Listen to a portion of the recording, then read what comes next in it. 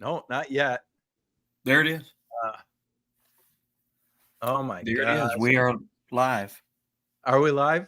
Okay. Yes. It's saying something about a premium account for live broadcast. I don't think we can.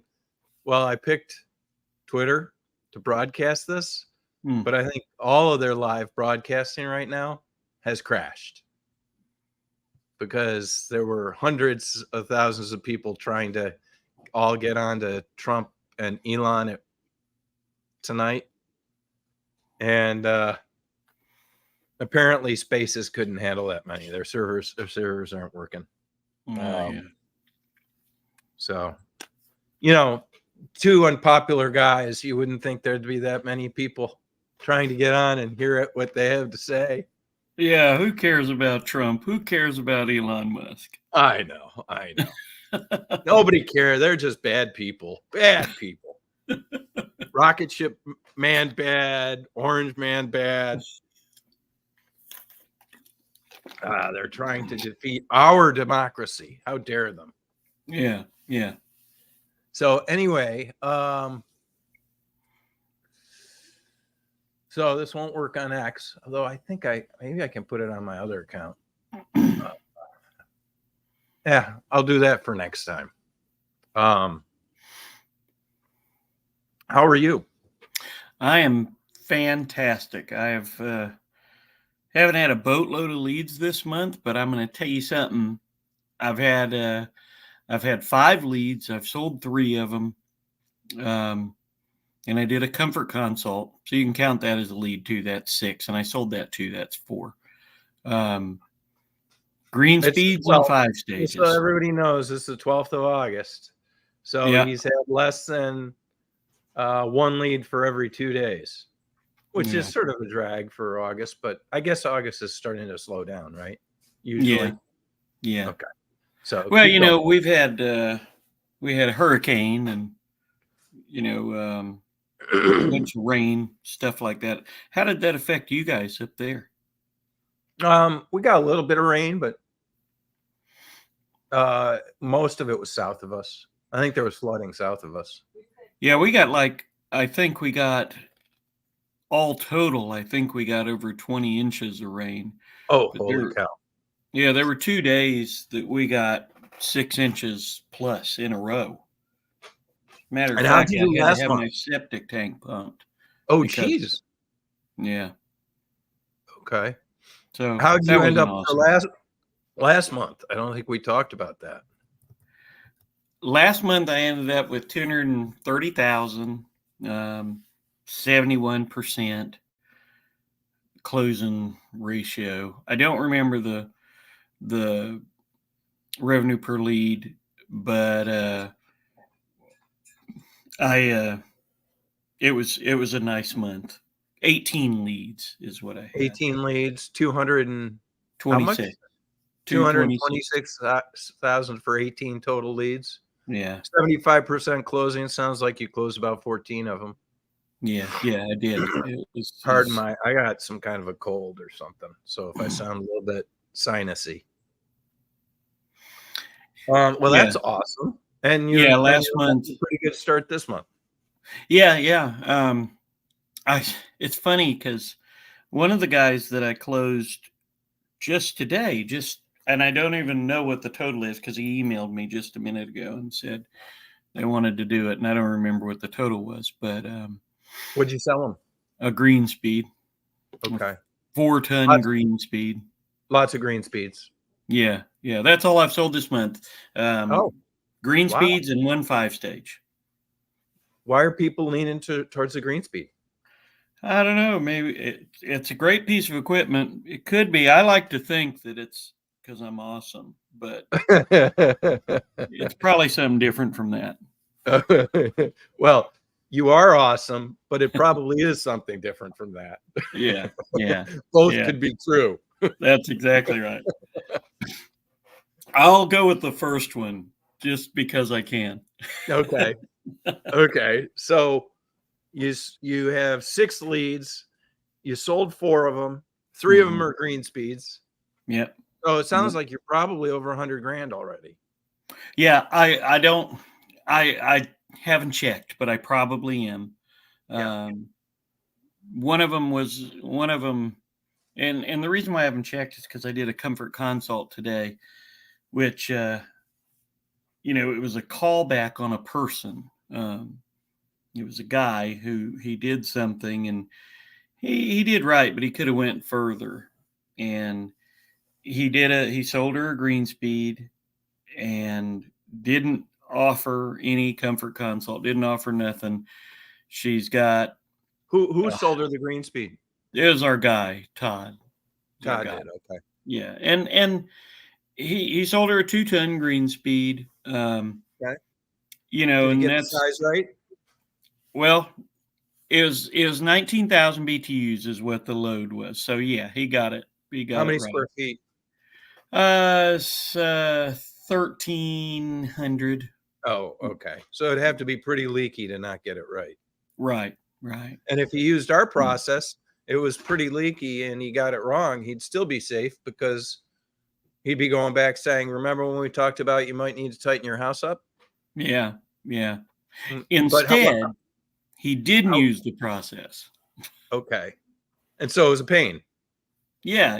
It was because what the lady wanted, and he sort of knew this, but not really.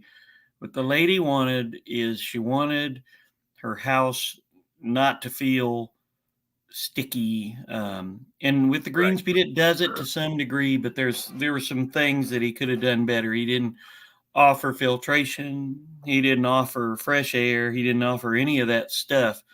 And as I talked with her,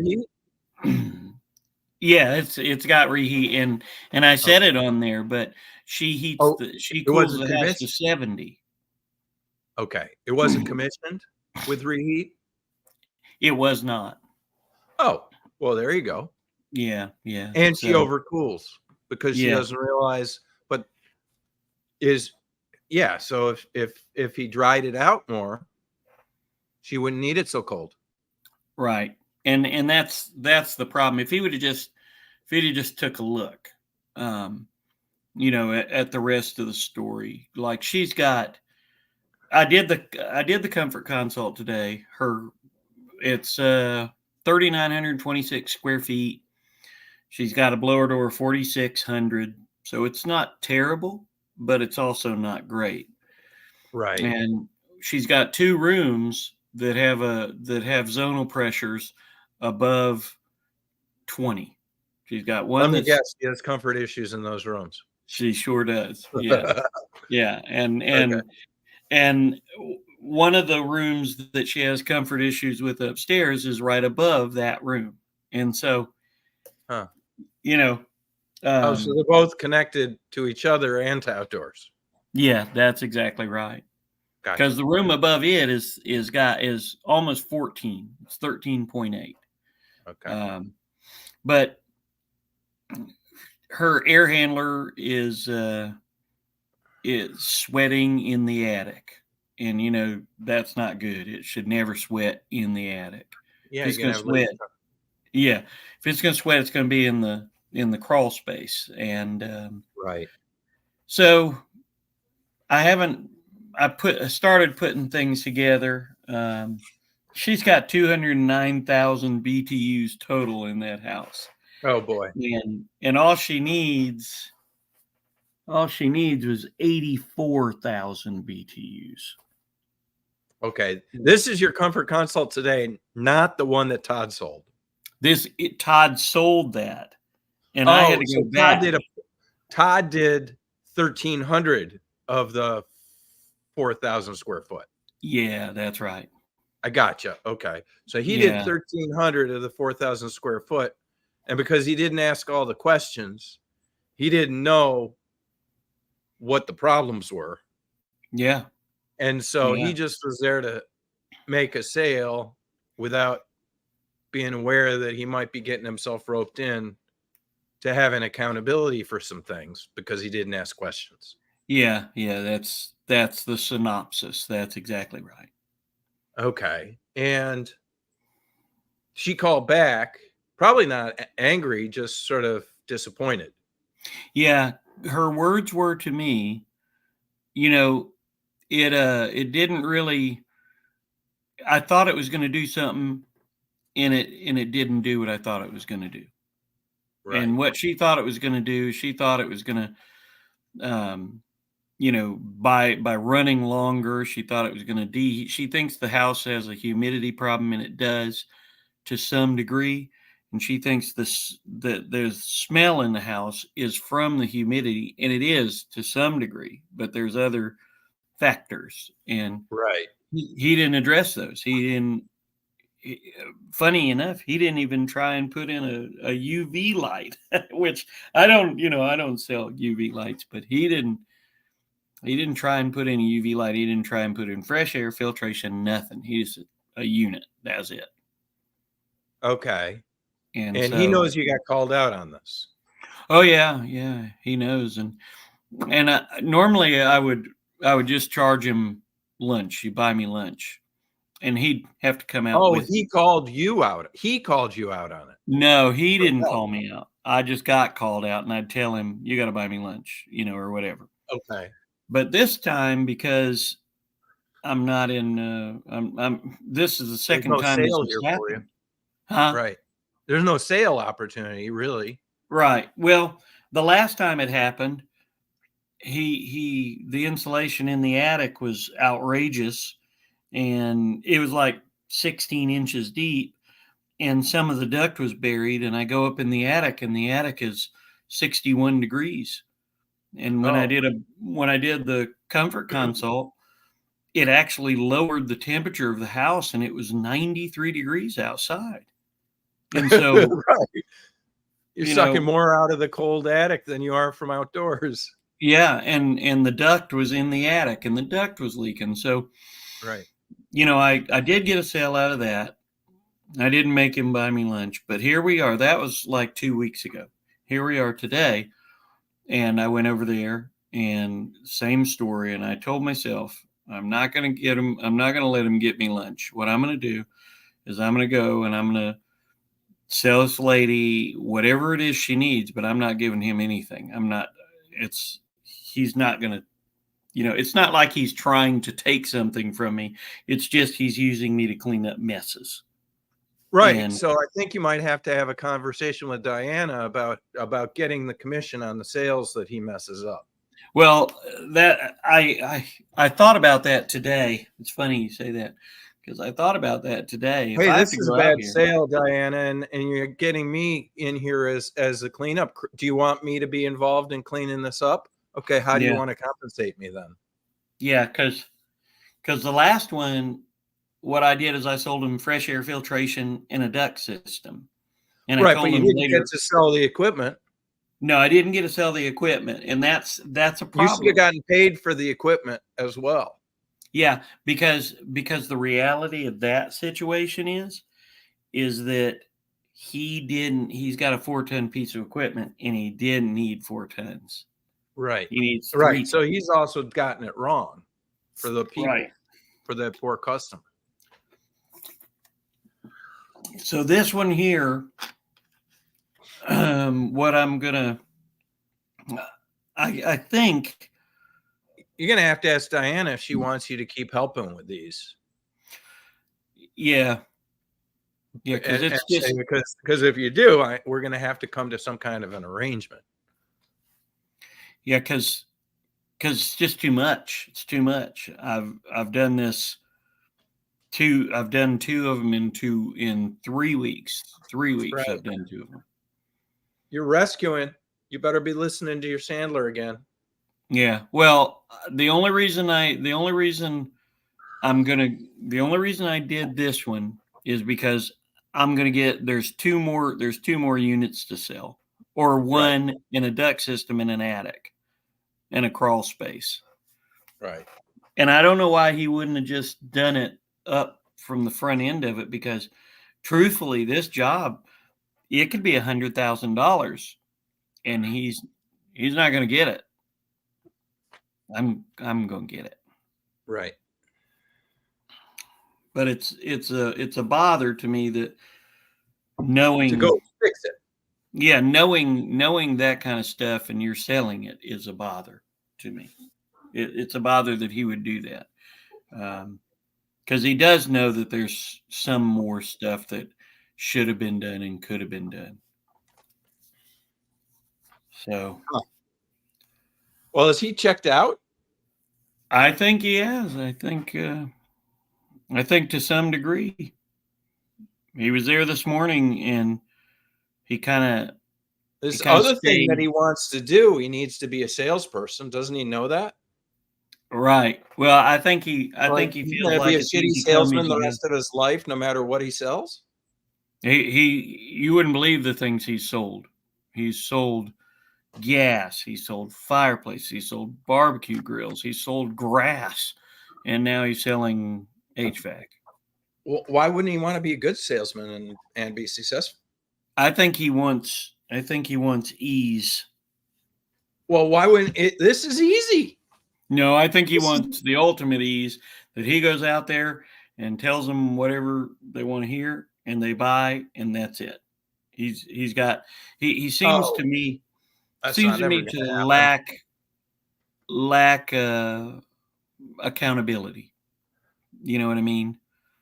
And that seems like he's done that quite a few times in his life. Yeah. But I'm gonna this lady here, it looks like her biggest problem is, at least I just got done with it today and I barely looked at it, is the oversized equipment, and that she's got it's funny because when I did the blower door test today, she got the house 71 degrees.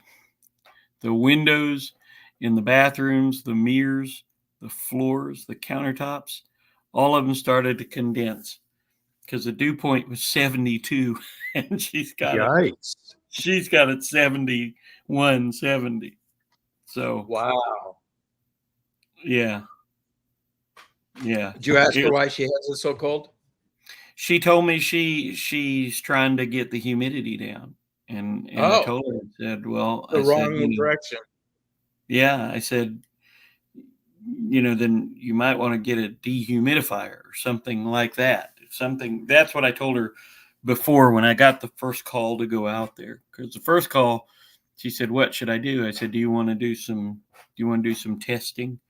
And she said, how much does it cost? And I said, well, I said, I don't know, how big's your house? I found out, and we charged her $595. Okay.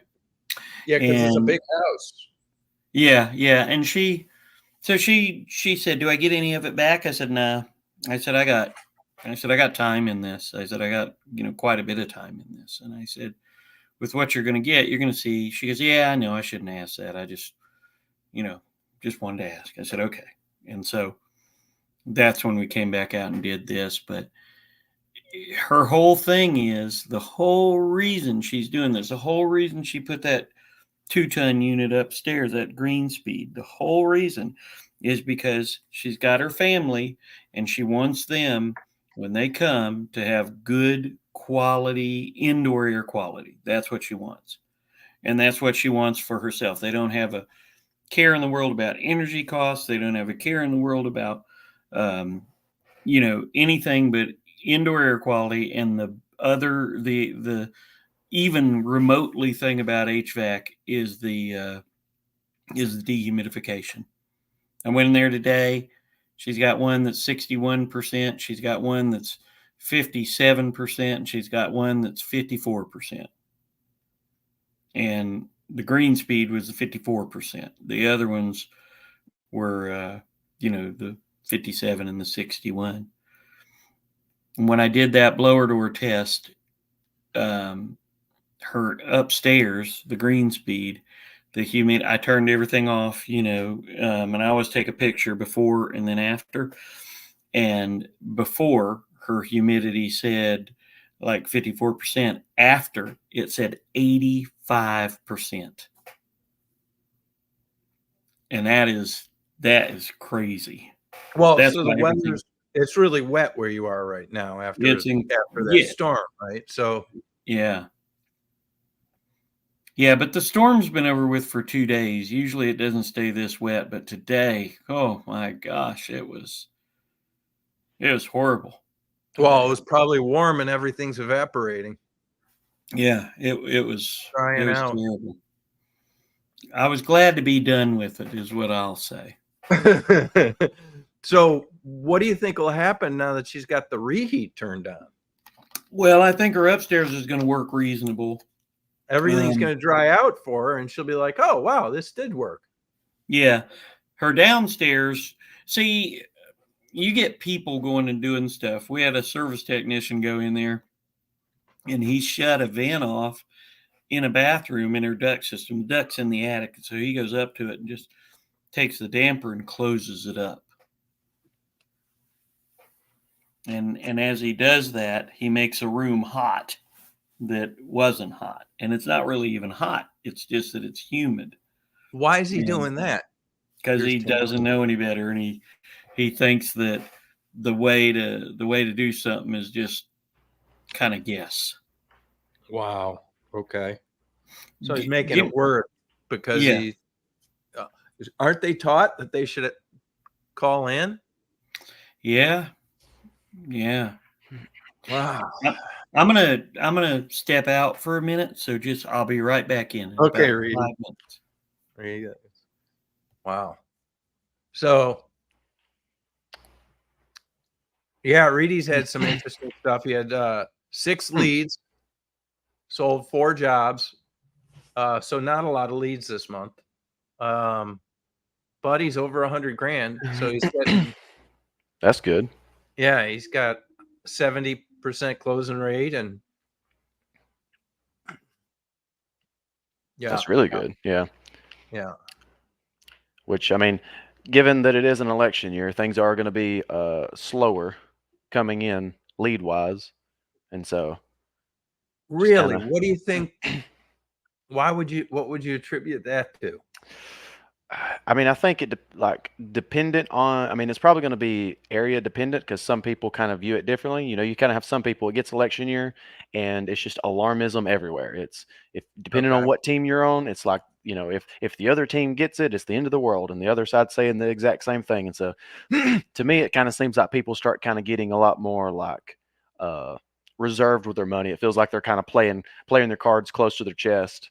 And so they'll do things that's necessary, but they're not going to do much on top of that, is what it kind of seems to me. We may not be in this house next year, depending on how the climates are.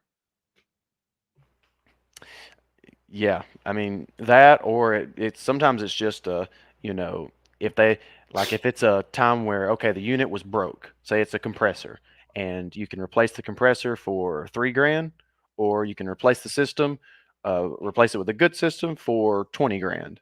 And it's like, I don't know. It's, you know, times feel uncertain. What's the economy going to do? You know, things don't feel stable. It's like, it seems like people can be more leaning towards, let's make it work right now, get past, you know, all the nonsense and then go from there is what it kind of feels like. To where before, if things weren't so chaotic, then it might be more like, well, you know, so spending 3,000 on just the compressor, you know, we do have all these other problems, and so, you know, they may want to, you know, go ahead and fix everything all at once. Of course, it also depends on some people. You know, if you're a higher income household, then you're not going to be as affected by things as much. So then it's you know, the pains of dealing with problems is going to be worse than the anticipation of the end of the world, regardless of what direction it falls.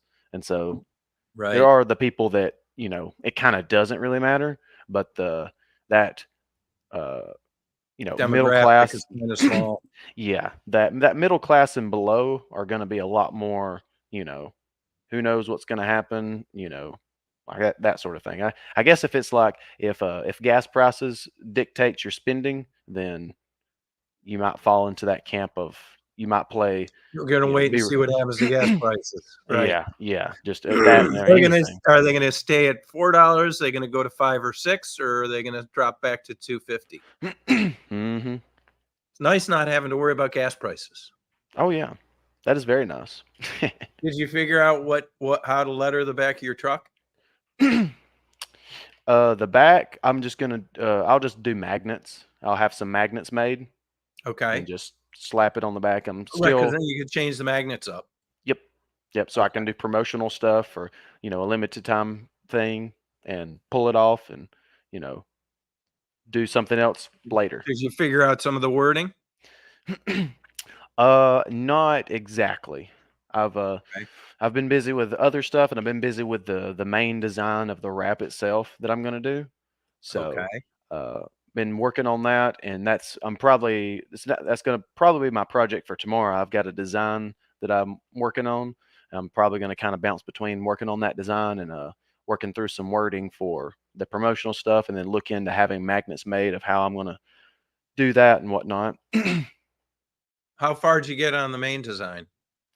So I've been working with this team that I gave them all the information that I was wanting, but they come back with it wasn't a terrible wrap, but it was kind of if you imagine a truck that's been wrapped, that's exactly it. Like it was a very basic looking wrap, and Okay. I was kind of wanting it to go a different direction, so I just kind of Can we see it? yeah, let me pull that up. Let's see.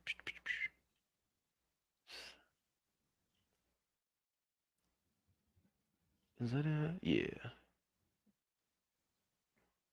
There we go. Present. Screen share.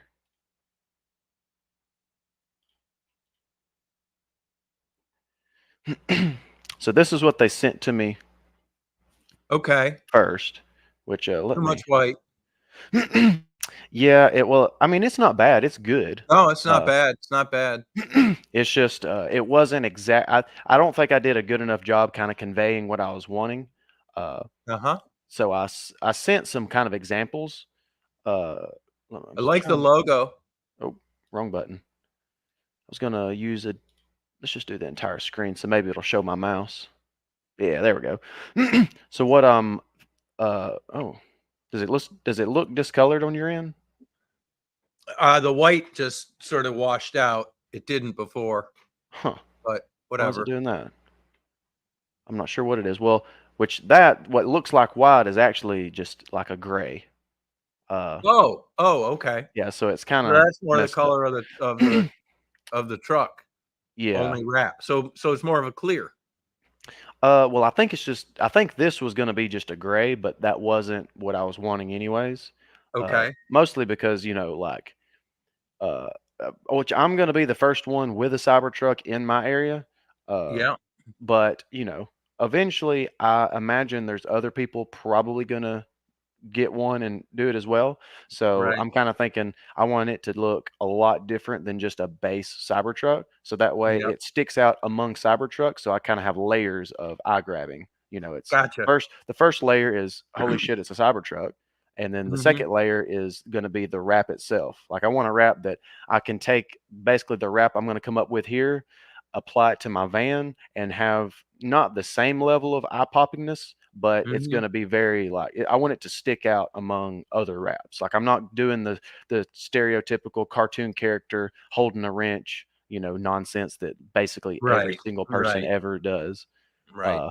Uh, but my initial thought, what I'm probably going to do is on the back side right here, is probably going to be either black or my color scheme is a dark gray, kind of which this doesn't show it properly, but it's this red. It's kind of a brighter red and an off white. Those are my three main colors for my color scheme branding wise. So I'm going to do either black on just the back side of it or a dark gray, and then whichever one that it's not is going to have like a circuit board type look. Like the backside's going to kind of have circuits running across the back, and it's going to kind of feed up going towards the front. And then the black or the gray, whichever it ends up being, is likely going to fade into this red onto the front side. And then which let me So are you going to have the phone number? yes, You I'm going to going to put it have in all the text information. somewhere, or? I'm going to have this logo. Tell them to take a picture or Yeah, that'll be on the back side of it. okay. Whatever I have there. But I'm basically going to have like, which at first I sent them several logos and this is what they put on the front. And it's not bad, but I think I want to put this one on the front, on the hood. And then I'm going to have this one going to be kind of going diagonal. I don't know which diagonal way it'll go, but kind of have it going across the front or across the side here. And then I'll kind of sprinkle in the information like phone number, website, Facebook, Instagram, that stuff, and then and I'm also going to drop some of these. I don't know why. Which again, I wasn't clear enough for them, but I'm not going to have residential, commercial on there. It's just going to be most likely air conditioning, heating. I'll probably have home comfort or home comfort services, something on top of there, and have just probably those three. I might have air quality in there, but I'm not sure yet. I'm going to see how it looks. and then there'll probably be some other things that kind of change as I got to see that first and then make some tweaks from there. And then on the back I'll have like just the base design, but I'm probably going to have like a little bit of information either across the bottom, the top, or just in the corners, and then leave the majority of it open. So that way I can make some magnets, slap a magnet on it for some short-term promotional stuff. That's where I'll have the it might be like, think I'm ugly, ? Take a picture, post it on Facebook, tag us in it, and give us your best roast to, have the chance to win blank or get blank for free or something. Get a free ride in a Cybertruck. Yeah, something like that. And so almost nobody's ridden in a Cybertruck. Oh yeah. It's one of the most impossible things to get a ride in. Yeah. Yeah, well, the very first Cybertruck I ever sat in was mine when I was picking it up. So, and at this point, I've seen several. Like I've been to 2 different Tesla showrooms where they've had Cybertrucks there, but they didn't let you sit in them. You could only look inside, and you just had to look through the window. You couldn't even open the door. So yeah, everything about the truck was, other than the outside, that was all completely new to me when I was picking it up. But that's awesome.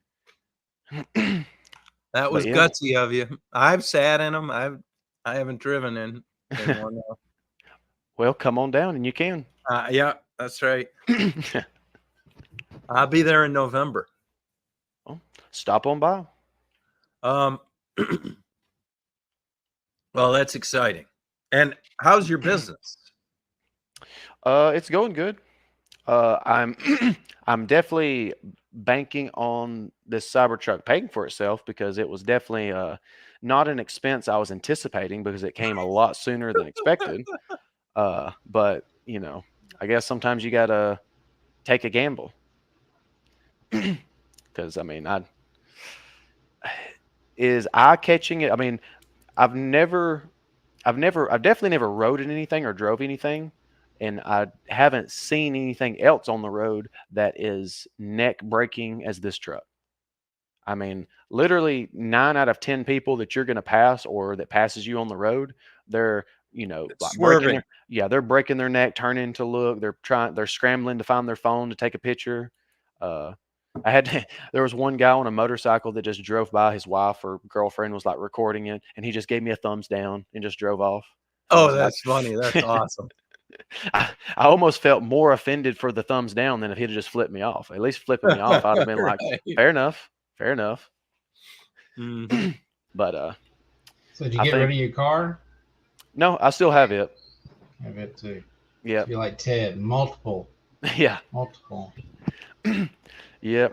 Well, the nice thing is I finally have something to actually pull a trailer decently because my poor van, I've been where I'm at is pretty hilly. We've got a lot of mountains around, and so there's some spots where my old van, she struggles going up hills just by herself, much less forcing her to pull a trailer and equipment at the same time. So now I've got something to kind of actually pull it decently and that sort of thing. So the Model Y only pulled the small trailer. Yeah. I mean, the Model Y, like it's got the power to do it, but it's the body just can't handle as much weight as what, especially my larger 20-foot. Like there's no way. I mean, it looks crazy That's enough to over pull a standard. 35. That's over 3,500 pounds, just empty, probably.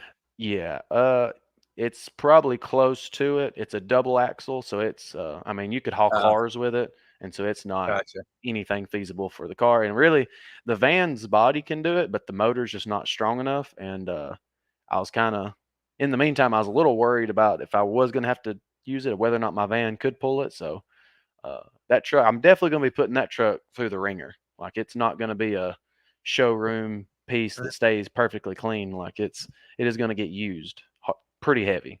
Yeah, nice. That trailer, have you had the trailer on it yet? Not yet. Okay. Nope. Which I am, my scrap pile is starting to get pretty cluttered up. So whenever I have some free time, probably on the weekend or something, I'm probably going to start scrapping out some units and stuff like that and load up my 20-foot with the scrap metal and probably haul it to the scrap yard. And what's work looking like for you? It's pretty, I'm not like just busy out of my mind. It's steady, but I also have started getting quite a bit of design work for a few other different people. So I'm kind of right now 70% service, and which I've only done a handful of installs the past few months. It's been mostly service, and then the other 30% has been designs. So Okay, so how much are you charging for design? Is that an hourly thing, or what are you doing? it dependent on what they're looking for. So there's one person that I do some for, who he does mostly like production homes. He does new construction. And so for him, I'm just kind of doing a basic load count with it's basically a narrowed likely load range, because Okay. he's dealing with a builder that's not going to give him infiltration. He's not going to give him some of these other things, and they kind of do some weird stuff on occasion. So I just kind of give him a pretty narrow load range, and then I do a duct design based on what the bigger unit is going to look like, and then I just do a basic So you do 2D duct layout. design for the high side of the load range, Yes. and then suggest that they put the equipment in probably towards the middle or low end of the load range. I basically will. I kind of say, hey, here's the balance. Which sometimes it's like, okay, where the range is falling, here's your only option. If it's a 1,200 square foot house and your spec is a straight AC with a gas furnace, there's not many options. It's a ton and a Right. half with as small of a furnace you can possibly find. Like, that's Gotcha. just how it is. But sometimes it'll kind of fall on the bigger houses. It might fall in a weird spot where it's like, okay, we could go 3 ton, but we could go 2.5. And I'll just kind of, and it's in uh, a colder climate. So I just kind of, hey, here's what we're looking at. Here's the pros and cons. Here's your likely load range.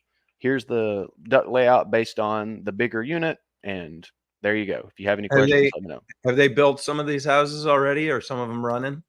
I think so, but I've not heard anything back yet. Okay. Because I am actually, he's been pretty busy, so I've not been messing with him. But I was gonna call and talk to him and see if he's got some like static pressure readings and stuff like that. Because Right. Okay. So you like to follow up on how the design's performing. Yeah. Because you never know. Sometimes I mean, everybody does installs differently, and so some people might do something that I wouldn't think of doing, and so it might help or hurt, the airflow of Different branches or types of whatever. So takeoffs and such. yeah, and so that's really the tricky part of doing remote designs, is really just the figuring out what is the common materials they have in that area.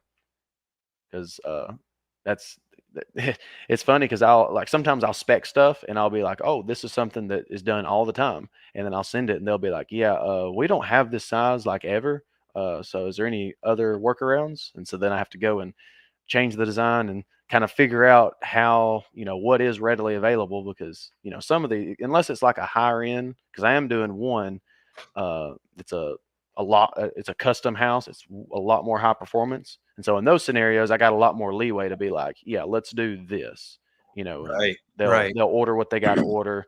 But if it's a, production house, new construction, they're already pinching pennies. So, Yeah. I want to make it as easy on the contractor as possible by being able to do a very basic new construction style install, but get way better results than what he would had not getting a proper design. Right. Okay. Reedy, you done with your stories with us? Yeah, I'm done. I'm ready to listen now. Okay. Jason, the ghost Cecil. How you doing, Ted? I'm good. Good. Yep. So had a decent month of July, volume wise, but so I think it was like 327,000 on about 50 leads. It was 49 leads. Oh, I bet you're feeling pretty happy. Well, it was pretty good, except you still got the same problems with the installation. Well, so, yeah. Again, you're going to have to own the company. Yeah. Well, and I can be a catalyst for change. I'm good at that. So okay, so you feel the opportunity is better? Yeah. So I mean, was it a good decision? Was it? Well, sometimes I question myself, but yeah, it was a good decision because it is a sales organization, which is what I wanted. But now I got to get them, more buy-in to what I'm doing. So I got the local got a license holder, the one that you're using for the license holder in Charlotte market. They he's screaming at the installation manager who's in Pennsylvania, telling him, saying, "Look, you need to listen to this guy. He knows what he's talking about. You wouldn't have these problems if we had sized it the way he told you to do it." And this is a guy that's been doing it for 45 years. And he's like, yeah, every system we go to is oversized and the ductwork's undersized. And so those what guys. What are you using with them? What process have you shown him? I have just had a conversation with him. I have not even shown him a process. I'm just saying that, for example, this one over the weekend was 3.5 tons on a 3-zone system, and it was oversized. And I said, we'll put in a 2-stage instead of a single stage because they had a single, and we'll do the 3. And we'll make that work, and he'll be way more comfortable and have better results because the equipment will match the duct work better. And the installation manager was scared and moved it to where it will really a 4 work all the time. Yeah. Okay. So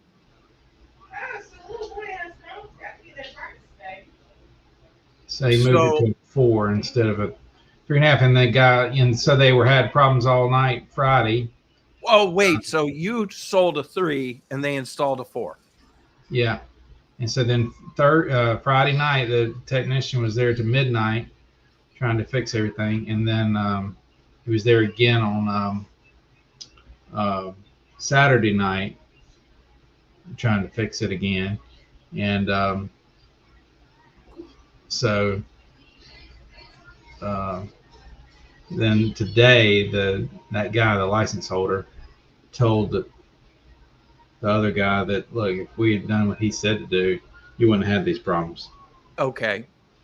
So you got 2 guys above you that you're kind of dealing with. I mean, the whole lay of the land here is I'm just starting to learn it. I haven't talked to you in 2 months. Yeah.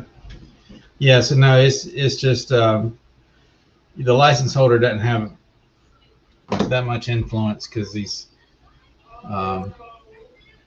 collecting a check. He's going out to every job and looking at it, but he's he's got some influence because he didn't want to lose his license, but right.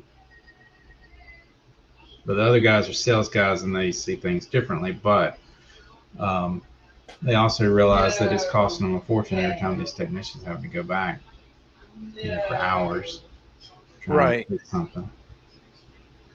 And so part of it's still, like every job right now. So I just sent you a picture of another job that's going in today, and the guy's already texted me, saying, look, we need to talk about this. And so I sent it to Reedy too. But maybe you can upload that if you want. But so, and a lot of it still, as far as the installation goes, is the installers cannot read owner's manual. And so like that Daikin fit, you're supposed to charge it differently than you would, MURA or crossover. I mean, they're all different, and so you got to read the manual.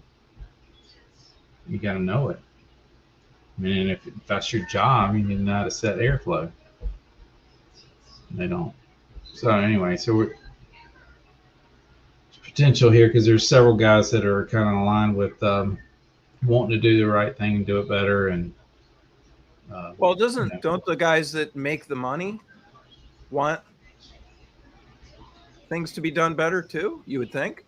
I mean, why would you install a 4-ton if you sold a 3-ton? It's going to cost you more to get the 4-ton in there. Why did they make that decision when you sold a 3-ton? Are you using the process when you sell? So the homeowner's involved in making that decision? Oh yeah. So I mean, so the homeowner chose the 3-ton. Oh yeah. So I mean, and it's clear that it could slide on a 100-degree day because I don't know what your infiltration rate is. We're not measuring that. So I don't know what. So how did a 4-ton get installed? Well, because the up north they have to. People put in too small a unit and they end up having to go and change it out. Yeah, that doesn't happen up north. Doesn't matter where you are; it's never too small. So to them it's the Chicken Little thing again. Yeah, it's a Chicken Little thing. I get that. However, the license holder does want to. He'd rather go smaller because he's worried about humidity and mold. Is he how's he at risk? Well, he's license holder. He feels like that he'd be the one to get sued. He's the one that's good at court. He could lose his license. I mean, it's the same fear that these license holders all have. Is he the one at risk or is the company at risk? He feels like he is. I don't think he's at risk, but there's no convincing somebody like that has the license. They're always real protective of the license. Okay, Reedy, do you feel that makes sense to you? He is at risk. Okay. I've been sued twice, and I don't even own the company. Okay. Of course, the company is going to take care of it, but if you're tied, when you do work, I mean that's kind of with anything. You do work if you're the one that has the license that lets people do said work. You're kind of the one responsible for making sure the work is done properly because that's what the license is supposed to theoretically do, and so that's where the liability kind of gets held. But I mean, I guess at least it's a good thing that the guy is worried more towards the humidity and trying to size it smaller than larger, because that's a good thing. He's definitely on my side about that, and he's not. So the only thing that he it doesn't make sense how he's trumped as far as deciding what equipment goes in. If he's a license holder, he should be the last decision maker on that, right? Well, he said he's going to fix that. I mean, he told me that today, so he's already told them that they got to start listening to me because they actually used my duct design on a job I sold, and the installation manager didn't want to, use my duct design because I'm just a sales guy and I don't know what I'm doing. But the other guy is like, dude, if you hadn't given me that design, we would have been out here all week. They did it in a day, and on a 3-ton duct job in an attic, and it was a great job. I mean, that was a good job. They did a good job with that. Okay, so you've been probably very, very busy. I have been. Because not only have you been running leads, but you've also been trying to get familiar with the different crews and trying to get them to you've been herding cats. Yeah, and so I'm trying to make them use the Measure Quick. Of course, $100 million company has never even heard of Measure Quick, which is just bizarre to me. But so I'm trying to get them to do the Measure Quick on commissioning or at least do the test at the end to see where we are, see if the person got 100% of what they paid for or not, and then figure out how to get it to 100%. That's what how is that expensive for them? It's not. It's just fear of the unknown. They don't understand it. They'd rather not know. They'd rather have that equipment out there running and not know these things. How do you get them to shift their mindset from, you really want that thing bearing down on you like you're in your living room and it's a freight train coming at you and your family's in that living room, you assholes? Well, I think it adds to the cost because it's one more thing the installers have to do. But right now I've got leverage because they're having to go back like on every install and have all these callbacks. Yeah, it's one more thing they got to do. But guess what? You won't have the callbacks with them, and you'll have the problem solved before the homeowner realizes it. Yeah, really, like if you can, because really the real reason why oversizing is such a problem is if you really go back, look at the majority of installs. Like go have somebody that does like these installs we're talking about where they're having callbacks. Go measure the airflow and use Measure Quick and calculate the delivered capacity, and then watch how many 3.5, 4, especially the big units. Big units suffer worse. You'll have a 4-ton unit, but it only does 3 tons of cooling or 2.5 tons of cooling because of how poorly it was installed. The airflow, the ductwork's too small, static pressure's way too high, airflow's low, and then they charge it to the low airflow, and so it only does a fraction of the capacity. And they oversize it because they can't install things well to make it run at 100%. So if a house needs 2 tons of cooling and they put in a 4-ton, well, that 4 tons is just going to get derated to 2.5, and so that's why it works sometimes okay, and you don't have problems. Of course, the equipment doesn't last long, and you're going to have a lot of comfort complaints. You're going to have a lot of callbacks, but they never conjoin the dots. They never connect the dots and go, oh, here's why we're having this problem. And so if you can go behind some of those installs and use Measure Quick and say, hey, look at this brand new install you just done and explain why it's doing so poorly. And I'll see you later, until you guys. see it. Oh, Reedy, thanks for coming. See you, Reedy. Talk to you later. See you guys. Go on to Twitter. Let us know. Yeah, so the Measure start Quick from the beginning. You got the job. Yeah. You did some training with them or did some whatever? Yeah, they've got a good. I think they have a decent sales process as far as it's about the putting it in to perform, which is kind of ironic now, but it's putting it in to perform instead of just to function. It's really about their whole process, their whole presentation. So they're lying like everybody else. You don't have to answer that. I don't want to get you in trouble, but Tanner and I'll just make commentaries, and you don't have to nod. Yes, I mean we're trying to make improvements, and so I've got leverage right now. They got to know that that I'm not going to be here long if they can't get that straight. Well, that's the other thing, right? And so they had 2 other guys, and they fired the one the first week, and then I'm doing. I still not think I was doing that great. But I mean, it was like 55% close. They said it was like 67%. Okay. But my numbers were 55. They must remove some of those that are They maybe were not removing cancellations, maybe.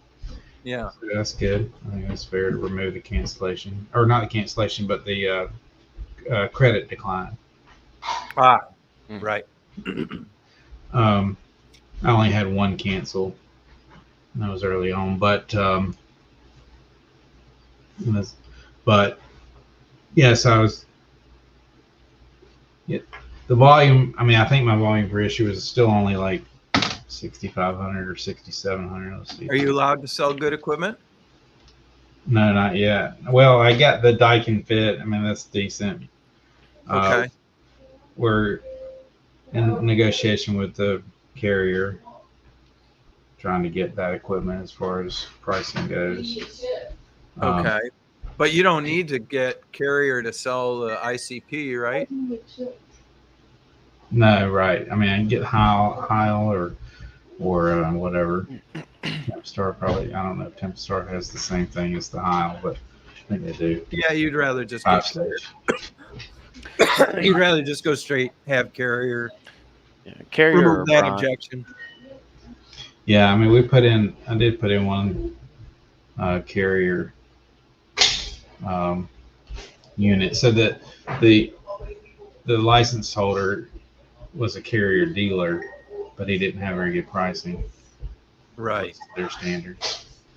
Yeah, so my volume per issue was, or revenue per lead was 67.14. So, and that's not that great for me, but it's better than the 6,200 you had last year. well, those other guys were like 3,200.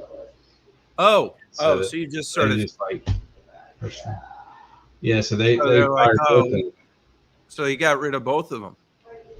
Right, but then they hired a guy that was selling roofs. I mean, he didn't even have any experience at all. He didn't even know what the difference between an air handler and a furnace.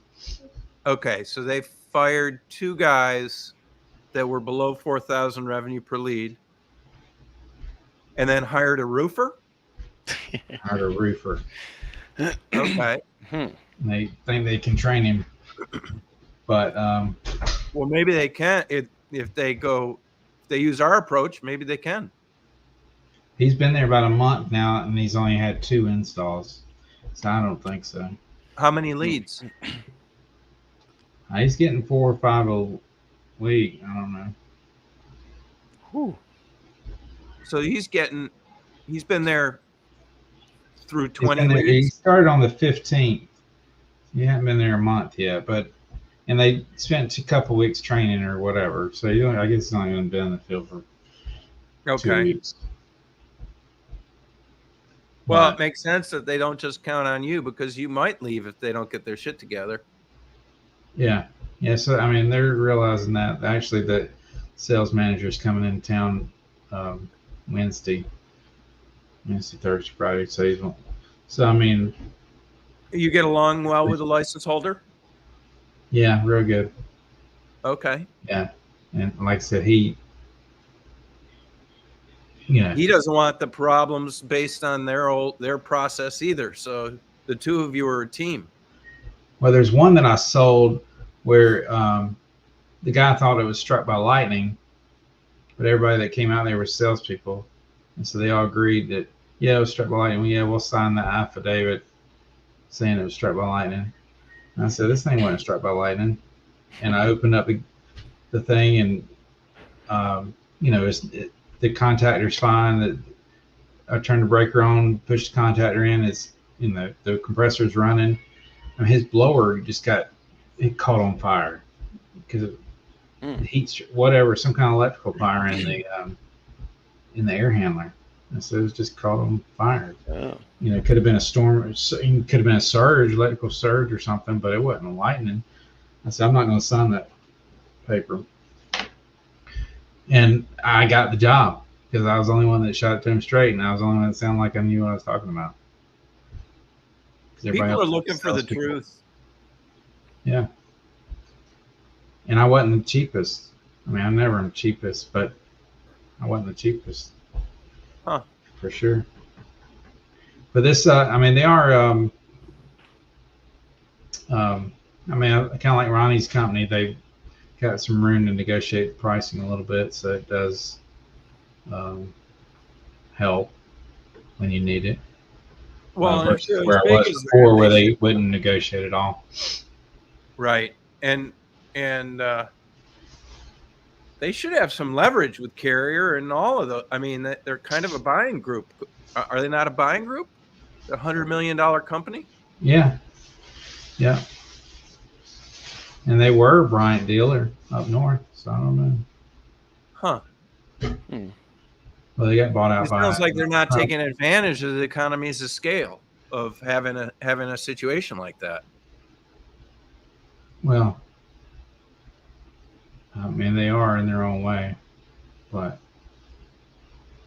on the advertising side, is that what it is mostly? They got the advertising figured out.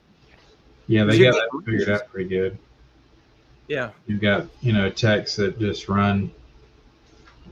Certain techs just run systems that are older than 10 years, and that's all they run. And some others that never get anything like that. How do they differentiate techs to run older systems, and what's their process like on that? Probably more like more thorough, as I talk to the customer, more, I wouldn't say salesy is not the right word. He's just a better communicator. Okay. They do turnovers then? Yeah, they do, and they all get a commission if they flip a job over, even if it doesn't sell. And so, and I've seen. You mean they get a little spiff if it doesn't sell and a commission if it does, or? Yes, both. Okay. And so I've seen both sides of that, where there's stuff that people just turned over to get their spiff that they shouldn't turned over because they knew it was going to be a no sale. Like I don't know, there was a house that was for sale, for example, that was. They were there because the inspector saw something that needed to be addressed, and they flipped it over just so I could go out and give a quote, so they can get their spiff. Oh, that doesn't help your closing rate. Right, stuff like that. I got some of that in there. Huh. How do you keep the incentive? How do you fix the incentive there? I just try to acknowledge the people that I feel like are doing it the right way in front of everybody else. Okay, so you guys have meetings. Yeah. You have team meetings. Yeah. Once a week. You don't call out guys for bad leads? No, I just give the other guys praise for the good ones. Okay. Tell them they're doing it right. You're not wasting my time. Kind of indirectly. Gotcha. But you're not wasting my time on these. They're all good. I wish I could sell them all for you. Stuff like that. Okay. So, that's not the problem, I don't think, right now for me. It's just fixing the installation. And right. So you have to send that picture to Tanner. I don't have your number, Tanner. But I mean, that's I think that's supposed to be a Daikin Fit air handler. And it's looks like it fell off the back of a truck. It's all crooked and everything, yeah.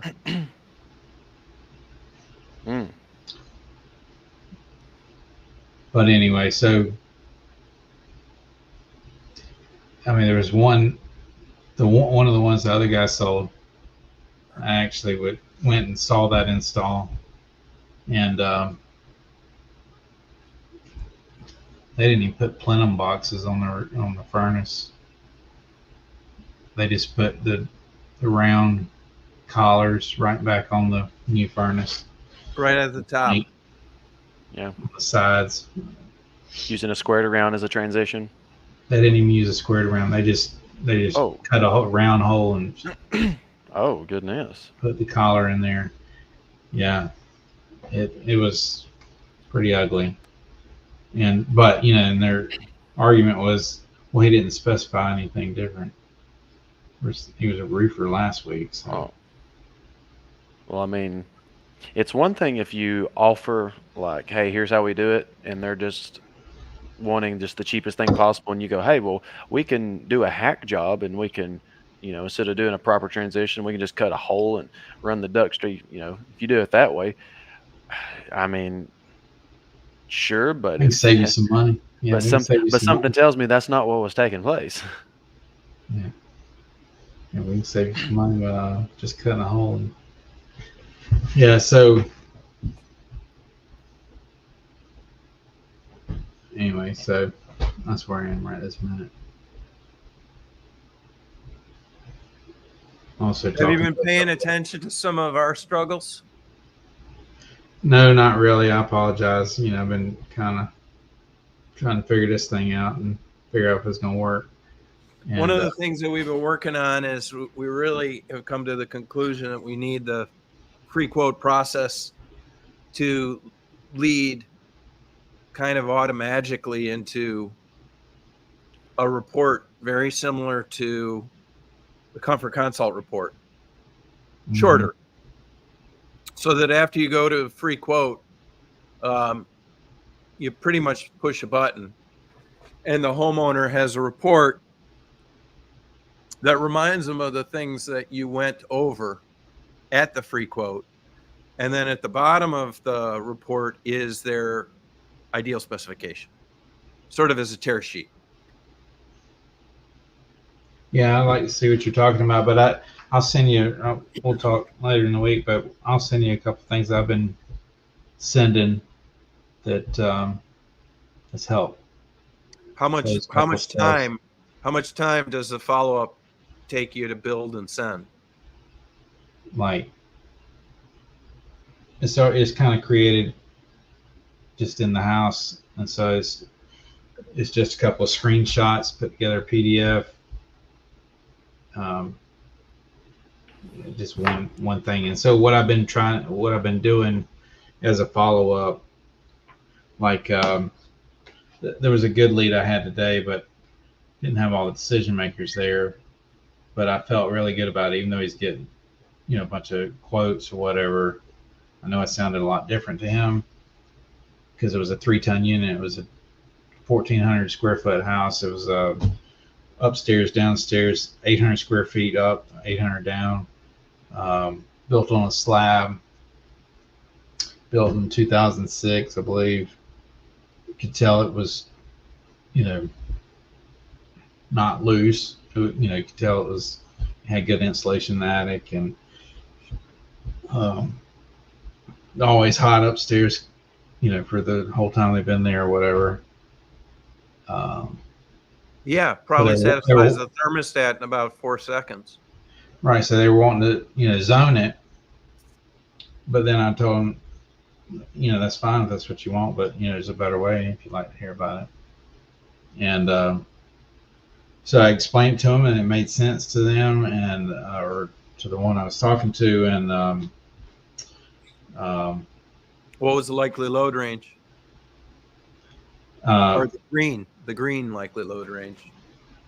Yeah, I mean 2. Below 2, I quoted a 2. Okay. And it was probably less than 2. Yeah, it was. And okay. I was like, would you like, so I explained it to, and it was the duct work, I explained the duct work. Did you get static? You can kind of see it. Well, sorry. Can't really see it.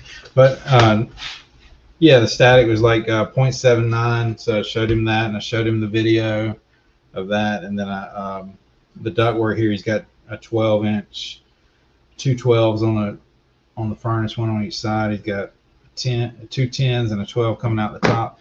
I mean, so his so he's only got 1,000 CFM on supply and 900 on the return. So I was like, so you can go back to 3-ton if you want, but what are you going to do about the ductwork? Or you can put in a 2-ton, and then it'll be the right size for the ductwork.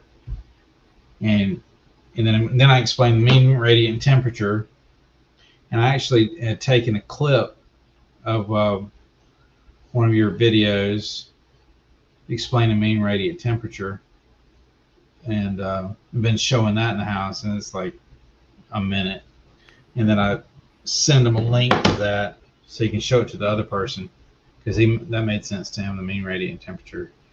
And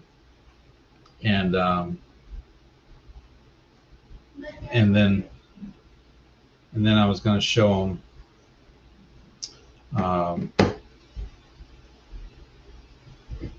I've also been showing the power factor, like how much they're wasting just with their equipment, not how much they're going to save from moving to where they are now to anything newer, but just how much they're wasting right now with their existing equipment. So, the power factor, his was like a 0.8.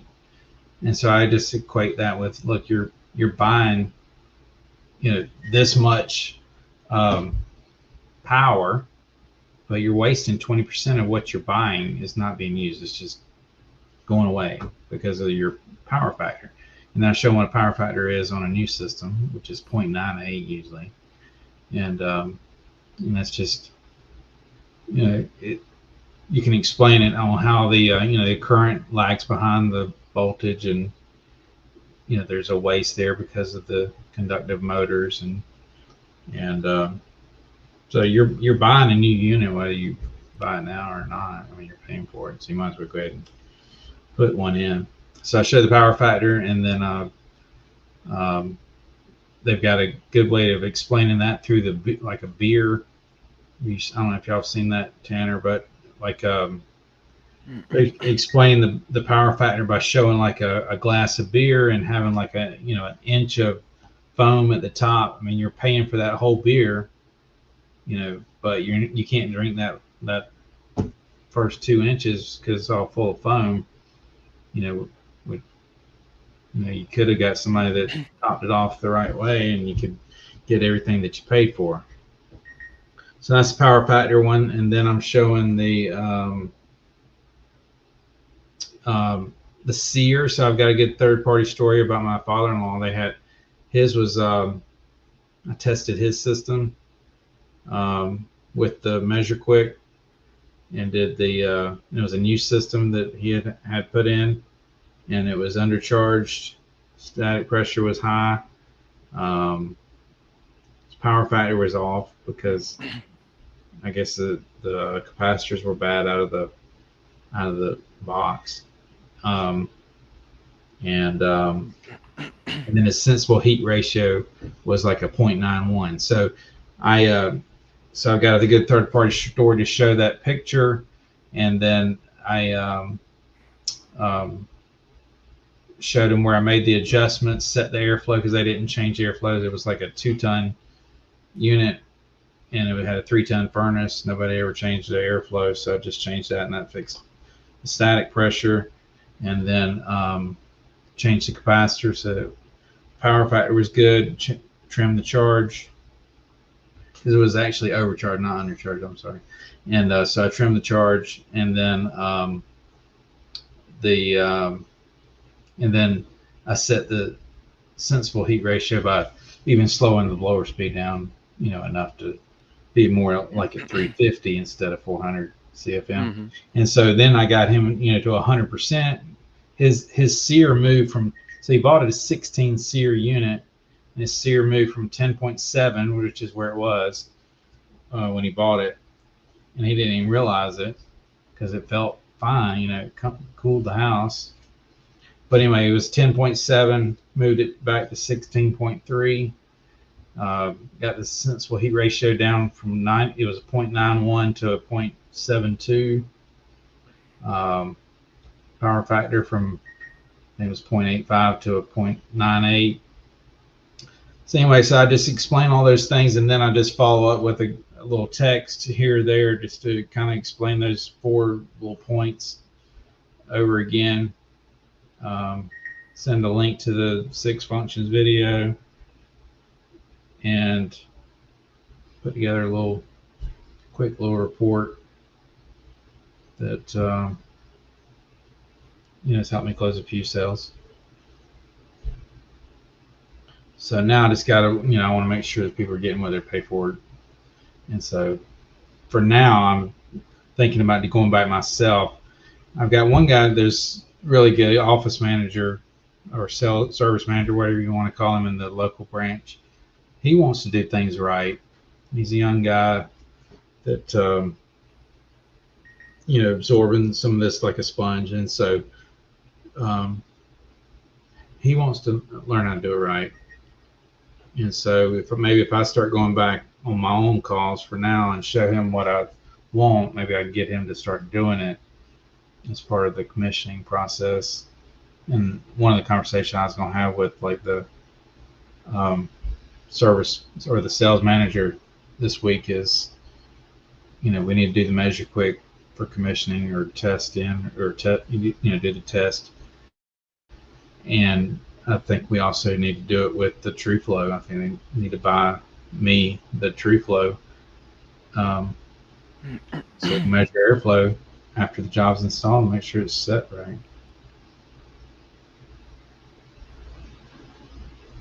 And then maybe they can start doing it on their own after I get it going. Yeah, that definitely sounds like the way of going about it, because I mean, until they kind of realize how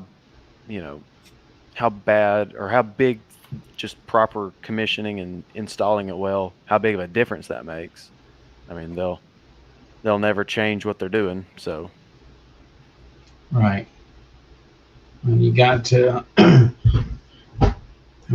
have sustainability, you gotta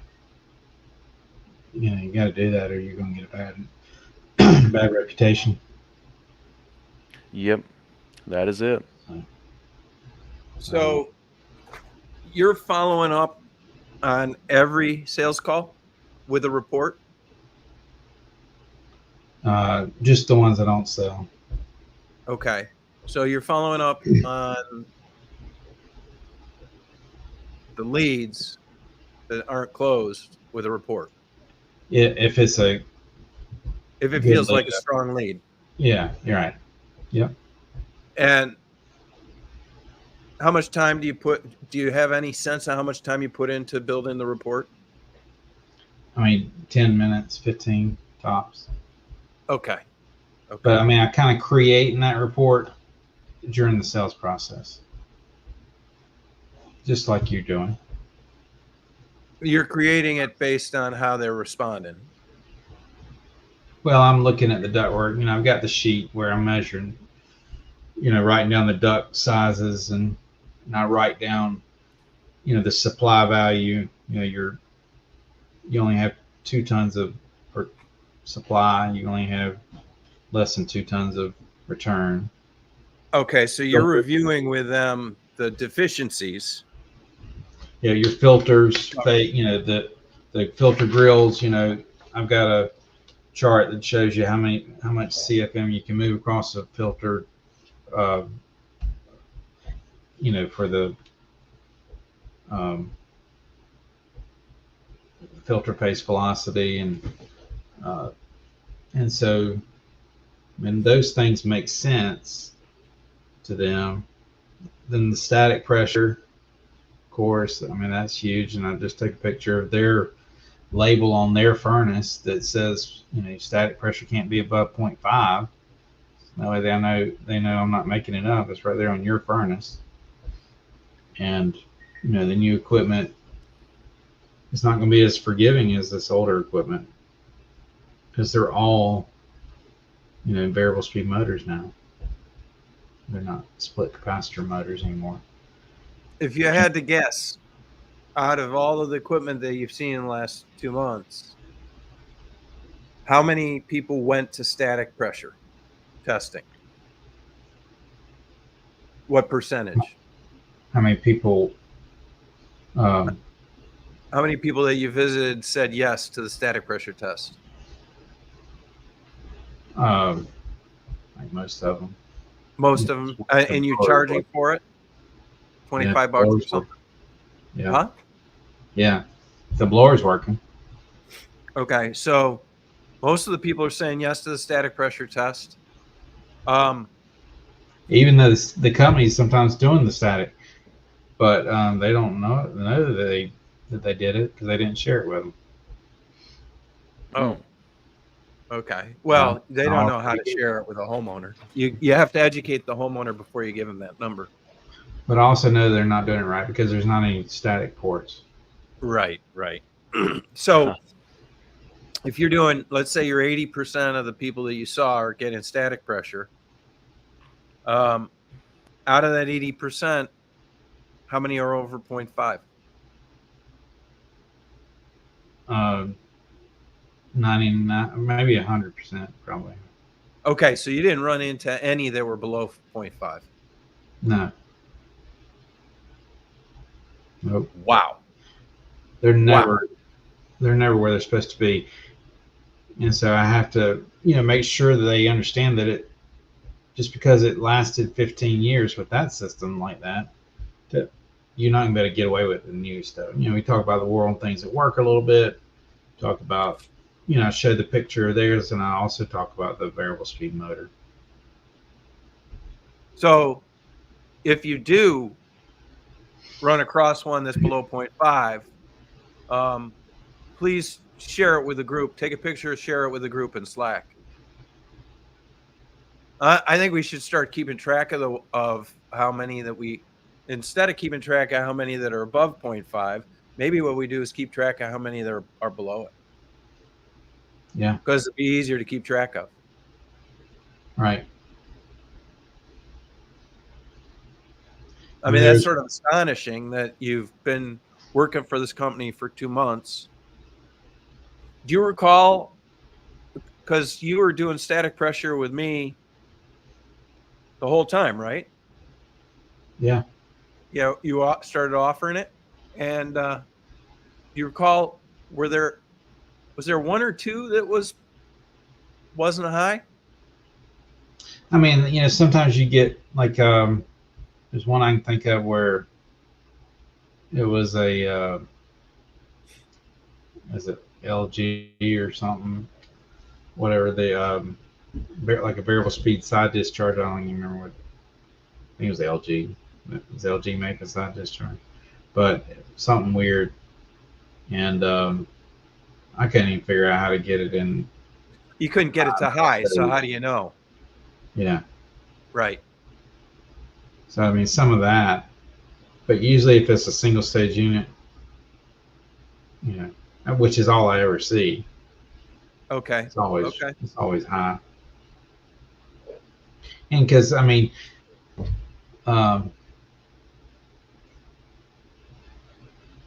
because even like the license holder, he'll say something stupid every now and again, like, you can get 2 tons out of a 12 if you had to, 12-inch flex. It's like, it might function, it might pull some air through there, but it's not going to be. It's going to be loud. It's going to be uncomfortable, and it's going to have a high static. I guess the response to that is not at 0.5. Yeah. Right. So I mean. So you got your report that you're sending out takes you about 15 minutes. And would you say you're sending, say it's 80% of the people you're sending the report to? Out of those, sell. Right. Out of those, how many do you sell? How many do you sell because of the 60% of the ones I go to get the report. That if I don't sell it, the other 40%, were credit decline or weren't listening to anything I had to say. Just wasn't like, just didn't have the right vibe, whatever. And of the 60% I sell to, I send the report to, 85 or 90% of them buy. So 85%. So would you say that report has a lot to do with making the sale? Yeah, absolutely. Because in my mind, it reminds them of our conversation. Because you could tell, like during the presentation or while during your visit, you can see them going to that third level of listening, where they're engaged. Yeah. But then they forget it. They forget it, and so especially if they talk to 5 people, like some of them do, and so you remind them that you're the one that helped them understand this stuff, right? And how it's different and things. And I even told the guy today, I said, these are you. I mean, you've already had 2 people out here. Did anybody tell you could go to 2-ton? Nope. And what you got 3 more coming? He said.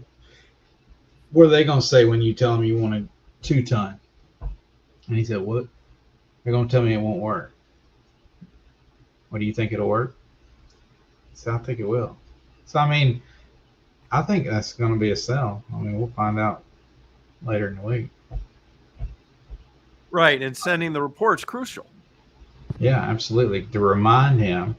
And so, and I do this kind of, and I trickle in some of those videos in text. I try to get them engaged in text messaging too. So I text them as soon as I leave. I even tell them, I said, look, I'm getting ready to send you a text. It's going to be, you need to watch for it so you can save my number, because I'm going to send you some stuff you're going to need. And then do you send a what to expect before you go? No, I don't have any time for that. I don't even know where I'm going most of the time. Okay. Now all these people are using Service Titan way more than like they're supposed to, kind of like Ronnie's company. Okay. And so they would do. I mean, we've talked about the comfort quiz, and they're open-minded to that. I mean, they've got to explore step is what they call it. Which is the interview process in the beginning, but they would do the comfort quiz, I think, eventually. For turnovers?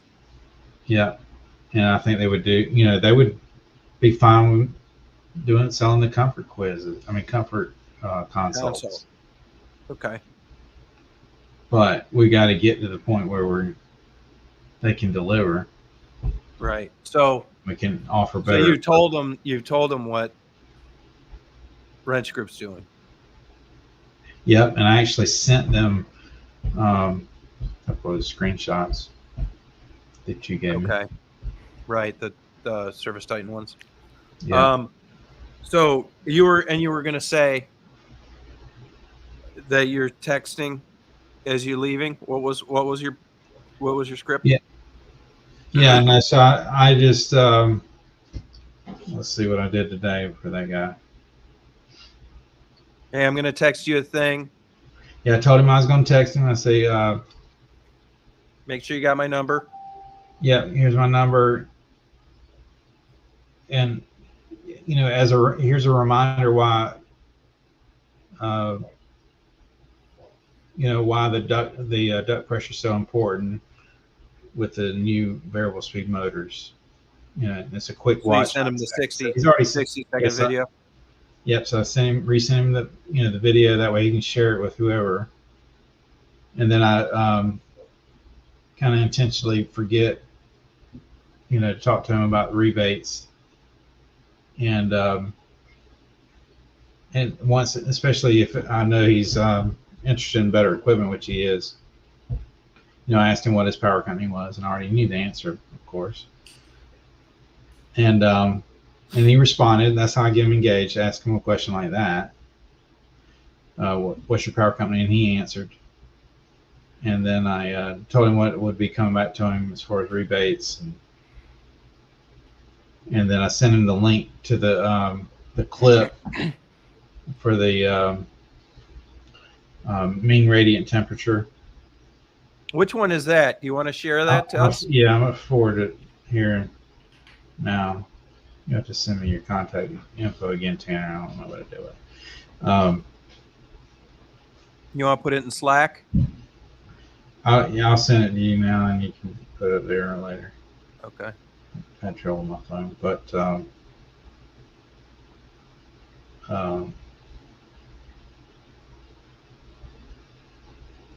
and then he did the thumbs up after that one. So I'll stop right there, and I'll finish the. I'll put together a work order in the morning for him. That was a late lead. I'll put together a work order. It's got it all in there, and I've actually in the work order in the summary. I've got a lot of the performance-based installation steps that need to be taking place, kind of like what we just talked about, and verified. Configuration, airflow, verification of it, all those things. So he'll see that reminder. I'll put together a report explaining how we came up with the size, and then the comfort quiz, the 4 questions. The way I do it, mine's 5 questions. I ask about noise, and then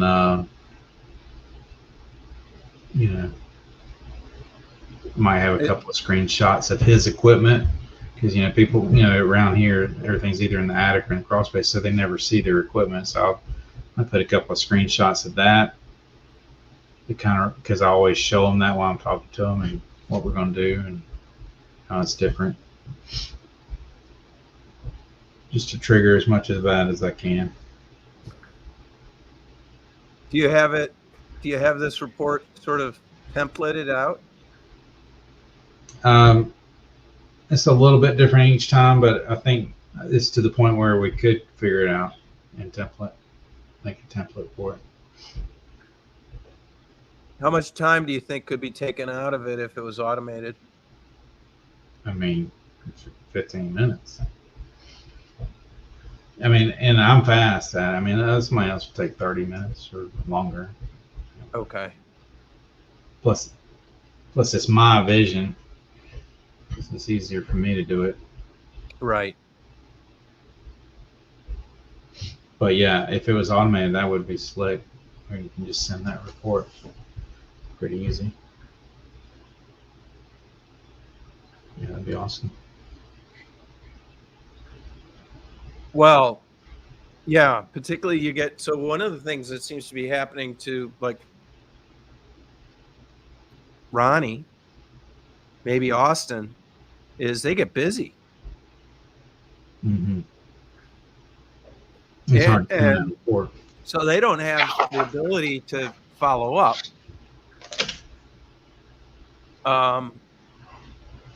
Right. So I mean, I have like a whole book, that each month.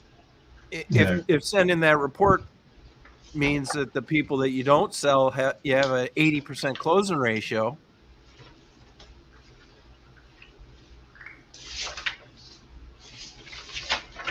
Yeah, I mean,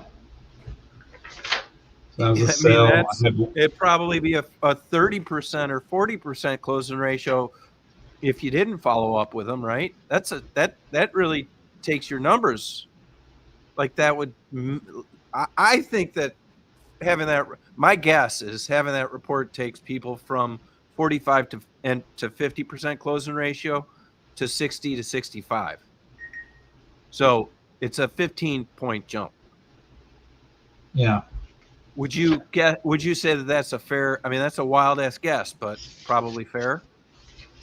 Yeah, I mean, I think it keeps you on point too. I mean, make sure you follow the process in the home, and then you can follow it up with that report, and then it just all makes sense to the people. Because again, they're going to forget about what you talked about. I mean, they remember how you made them feel, but they forget a lot of the other stuff, and then they like to be reminded of it. Because again, like you just said, sometimes they don't remember where they heard it and who it was from. So I got to remind them it came from me. Right. Not I hadn't even thought of that. Yeah, I mean, that's huge. Yeah, because everybody looks the same after a while. Right. Who was the guy that helped me understand all this stuff? I don't remember. Yeah, so I just try to stay in front of them. And that's why I keep sending out these texts and remind them that it was from me, and then follow it up with that report. I mean, these people will make a decision Wednesday, and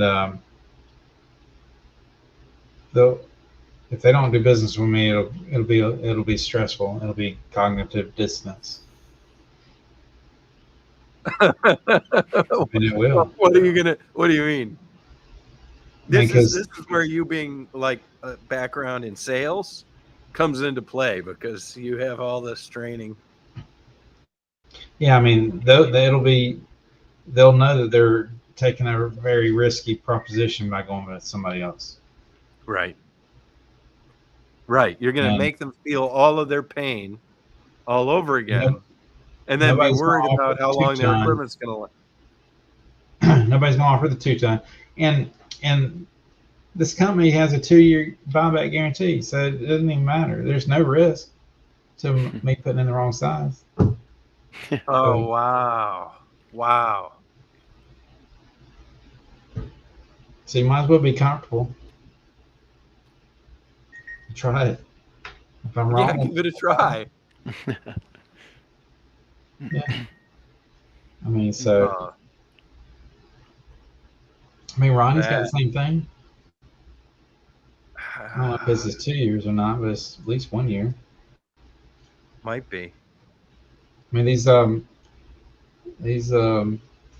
equity groups, they'll go swap it out.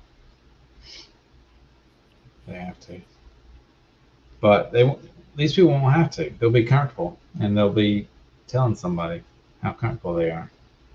I mean, I'm just looking like through this book. I mean, I had one here. This was a lady who I sent her the report. I mean, like, she bought in everything. I had this solution for her that nobody else had talked about.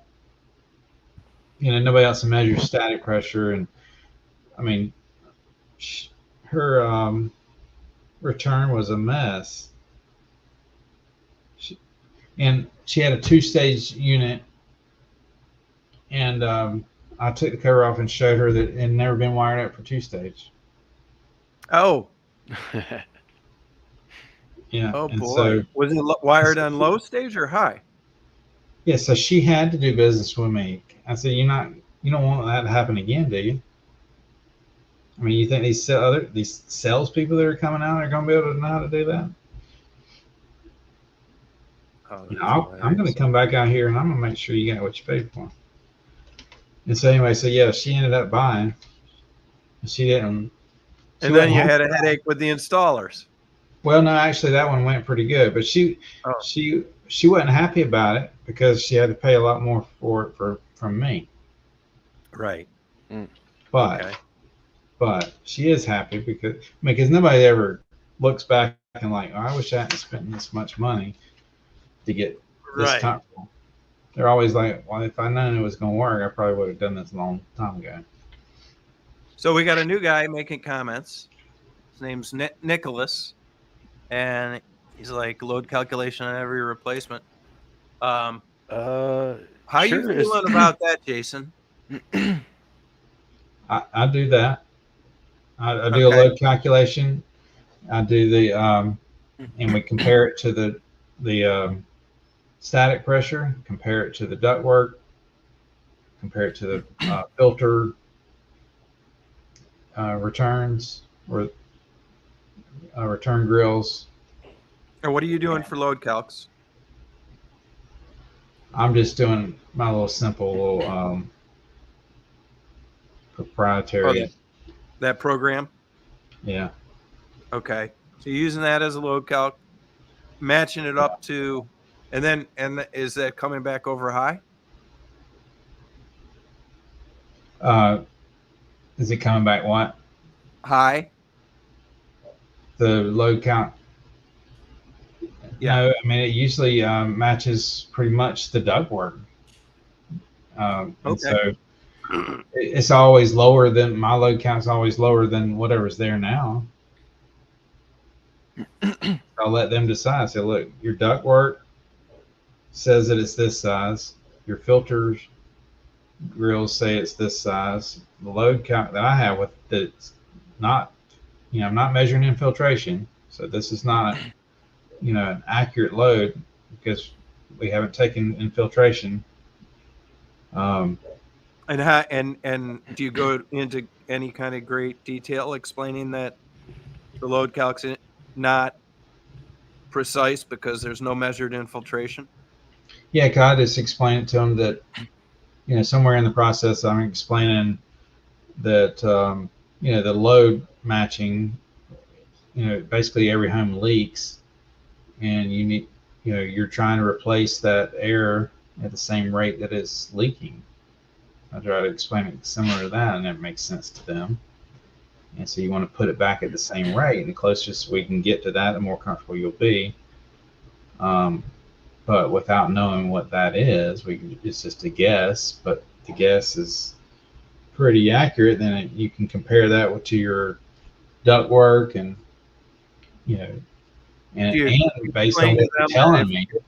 Do you explain to them that if the house is extraordinarily leaky, that it's probably not going to get fixed by putting in bigger equipment? Yeah, I always talk about bigger is not better, and it's counterintuitive to think like that. And then it makes sense to them.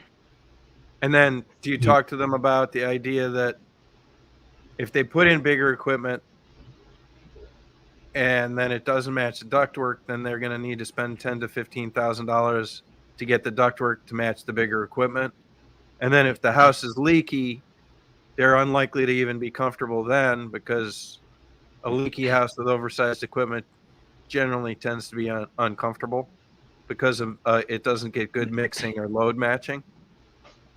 Yeah, I mean, like today I had a lead. It was just a ductwork lead, and somebody put in a package unit a year ago, a different company, and it was 1,200 square feet. They had like one return.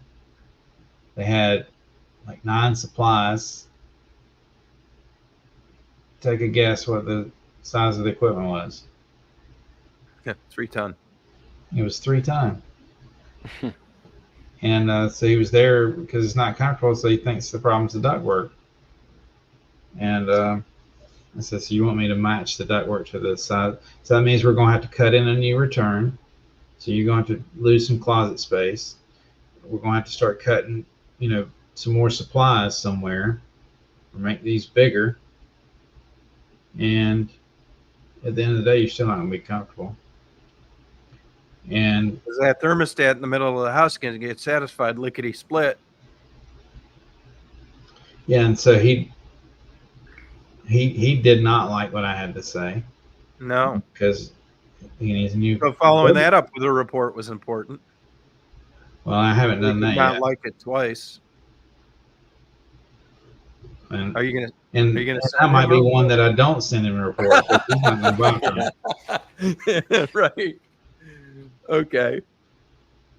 He might not be worth the 15 minutes. Yeah, he's not buying. How much was his budget for ductwork? Yeah, and it was $3,500, and I was like, oh, okay. You want me to do $3,500 worth of ductwork? Yeah, we can replace a couple of branch runs for that. Oh boy. Yes. So your commission on that, yeah, probably not worth the 15 minutes. Yeah. And our company, just like any other company, doesn't like doing ductwork. No. So they don't pay anything for ductwork because they don't want to incentivize it too much. Just looking through a few more of these. Well, I'm about to head out, guys. Yeah, it's about time. Okay, Tanner. Tanner, I appreciate it. Yeah. Appreciate y'all. We will catch y'all on the next one. All right. Thanks for coming, Jason. Nice to see you again. Yep. All right. Yeah, we'll talk Thanks soon. for stopping by, Nicholas. Yeah. And stream.